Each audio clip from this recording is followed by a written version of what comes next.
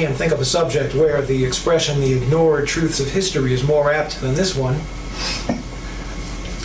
When we talk about race, we're talking about that group of people that white people sometimes call niggers. I wonder how many of you actually know what that word means. You will by the end of this show. Now, if I were to tell you that blacks once had a great culture which exceeded the culture of whites, you'd probably find that pretty incredible.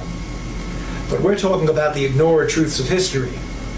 Those of you who've been watching this show may perhaps recall that several weeks ago we talked about the fact that most of the Jews alive in the world today may actually be descendants of Russian converts. Now, Jews like to consider themselves to be descendants of Israel.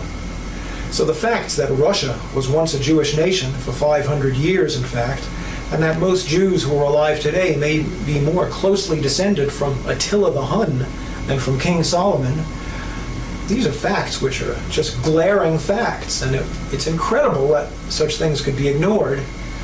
And the question of how such things could be ignored has an answer, and the answer is collusion. All the parties involved have silently agreed, even perhaps without ever talking to each other, they've silently agreed to just not discuss this subject.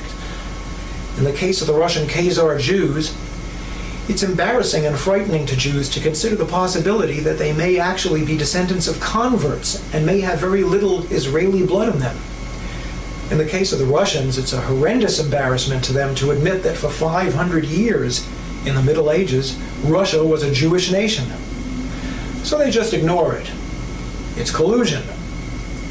Now, if I were to tell you that blacks, for as many centuries as whites have been superior, if you want, in the Western world, that for just as many centuries blacks were superior, you'd probably find that hard to believe.